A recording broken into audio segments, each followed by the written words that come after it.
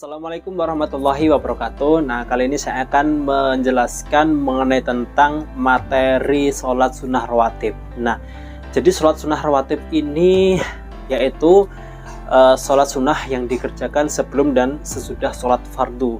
Nah, perlu teman-teman ketahui, sholat sunnah rawatib itu hukumnya ya pasti namanya sunnah rawatib, berarti hukumnya sunnah ya. Nah, apakah kalian tahu maksudnya sunnah itu apa? Tahu nggak? Oh, belum tahu, tapi ada yang sudah tahu ya. Jadi gini, sunnah itu ketika kita kerjakan kita mendapat pahala, kalau kita tinggalkan atau kita tidak mengerjakan kita tidak berdosa. Nah, seperti itu. Nah, kembali ke sholat sunnah rawatib. Sholat sunnah rawatib tadi kan sudah saya jelaskan tentang hukumnya sunnah, lalu dikerjakan sebelum dan sesudah sholat fardu. Nah, dalam sholat sunnah rawatib ini pengerjaannya seperti sholat fardu. Untuk urutan rukun-rukunnya seperti sholat fardu, yang membedakan adalah hanya satu, niatnya saja. Jadi kalau sholat fardu niatnya adalah sholat fardu atau sholat wajib maghrib, misal subuh dan lain sebagainya. Kalau sholat sunnah rawatib ya kita niatnya adalah sholat sunnah rawatib. Nah, perlu kalian ketahui dalam sholat sunnah rawatib ini dibagi menjadi dua. Yang pertama adalah sholat sunnah qobliyah, yang kedua adalah sholat sunnah ba'diyah. Nah, ini yang membedakan dua ini adalah ketika kita mengerjakannya. Dalam sholat sunnah rawatib qobliyah itu kita kerjakan sebelum sholat fardu ya. Jadi ketika setelah azan dikumandangkan, kita mengerjakan 2 rakaat sholat sunnah qobliyah. Nah, perlu kalian ketahui, melaksanakan sholat sunnah rawatib itu 2 rakaat ya. Jadi kalau mau 4 rakaat, 2 rakaat salam, nanti 2 rakaat salam lagi. Jadi 2 rakaat dulu, tidak sangat dianjurkan untuk 4 rakaat.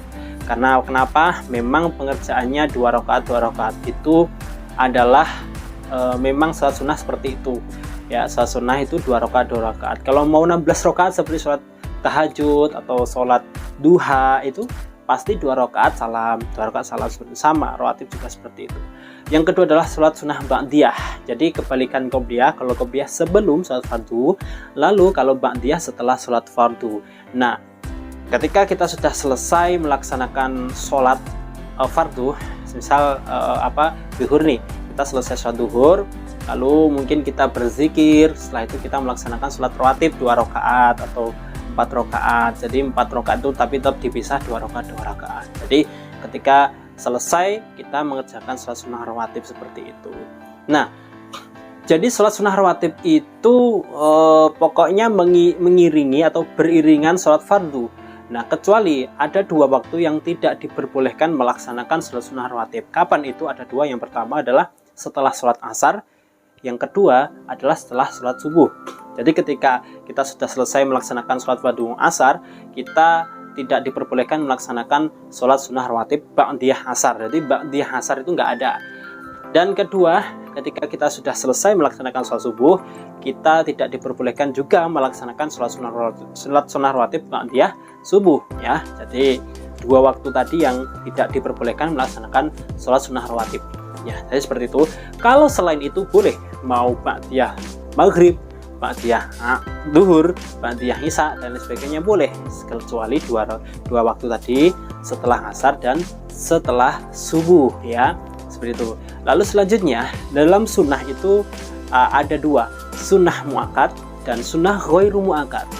Nah, dalam sunnah rawatib, melaksanakan sunnah rawatib ini ada 2, yaitu sunnah muakkad dan sunnah ghairu muakkad. Apa sih artinya sunnah muakkad itu? Sunnah muakkad itu sunnah yang sangat dianjurkan karena Nabi sering melakukan kegiatan tersebut atau kesunahan tersebut. Jadi seperti halnya di sholat sunnah rawatib ini. Jadi ada hal yang sering dilakukan Nabi atau Rasul, ada juga hal yang tidak sering dilakukan Nabi Muhammad.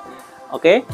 Jadi apa aja sih sholat sunnah rawatib yang sangat dianjurkan ataupun hukumnya sunnah muakkad? Yang pertama adalah 2 rakaat sebelum subuh, yang selanjutnya adalah 2 rakaat sebelum dan sesudah sholat duhur, yang selanjutnya adalah 2 rakaat sesudah maghrib, yang terakhir adalah 2 rakaat sesudah isya. Jadi sunnah muakkad di rawatib ini ada 2 rakaat semua. Nah, yang ghairu muakkad, apa artinya sunnah ghairu muakkad? Kebalikannya dari sunnah muakkad tadi. Kalau sunnah muakkad sangat dianjurkan dan sering dilakukan Nabi Muhammad SAW. Lalu yang ghairu muakkad ini adalah satu hal yang tidak menjadi kebiasaan Nabi, ya. Jadi apa aja sih sholat sunnah rawatib yang hukumnya sunnah ghairu muakkad itu? Yang pertama adalah 4 rakaat sebelum dan sesudah sholat duhur. Selanjutnya adalah 4 rakaat sebelum asyar. Selanjutnya 2 rakaat sebelum maghrib dan 2 rakaat sebelum isya. Jadi seperti itu. Oke, kita menginjak dalam niatnya sholat sunnah rawatib, ya. Jadi niat sholat sunnah rawatib ini sangat gampang, karena hanya mengganti qobliyah dan ba'diyah, sama kita beriringan dengan sholat fardu apa.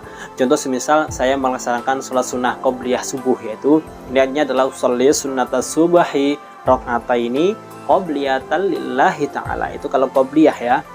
Di usolli sunnatas subahi itu kita beriringan dengan sholat fardu apa, lalu rakaataini selanjutnya adalah qobliyah atau ba'diyah. Kalau qobliyah yang qobliyatan lillahi ta'ala.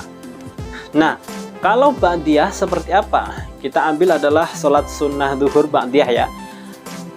Sholat sunnah duhur ba'diyah, betul. Jadi duhurnya bukan sunnah, ya. Tetap kalau sholat duhur adalah wajib atau fardu. Yang sunnahnya adalah ba'diyah, itu ba'diyah duhur.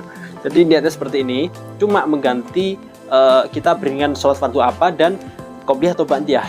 Misal gini, sholli sunnata dzuhri rakaataini ba'diyatan lillahi ta'ala. Kalau kita melaksanakan ba'diyah, ya ba'diyatal. Kalau kita qobliyah, ya qobliyatal. Kalau kita melaksanakan subuh, ya subuhi. Kalau kita melaksanakan beriringan sholat asyar, ya asri, dan lain sebagainya. Seperti itu. Sangat mudah sebenarnya untuk menghafalkan niatnya.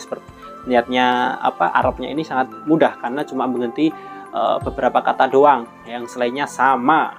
Oke, mungkin sudah itu aja yang bisa saya jelaskan mengenai tentang sholat sunnah rawatib. Jadi untuk teman-teman mungkin yang belum paham mengenai tentang apa yang saya sampaikan, atau mungkin ada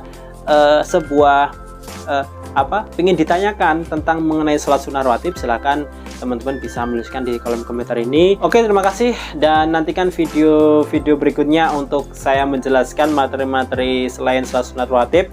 Dan jangan lupa untuk selalu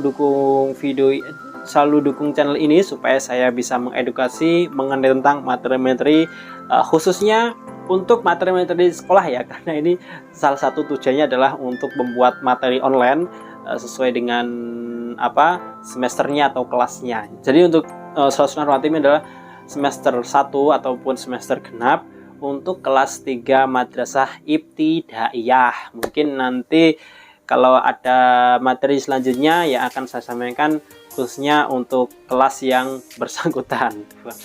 Tapi ini umumnya untuk semuanya, mungkin yang belum paham mengenai tentang sholat sunnah rawatib, insya Allah bisa bermanfaat untuk teman-teman. Kalau ada salah bisa dikoreksi, karena manusia itu tempatnya salah dan kebenaran hanya milik Allah Subhanahu wa Ta'ala. Jadi seperti itu, semoga bisa mengedukasi dan bermanfaat. Cukup sekian dan saya ucapkan terima kasih. Wallahu muwaffiq ila aqwamit thoriq. Wassalamualaikum warahmatullahi wabarakatuh.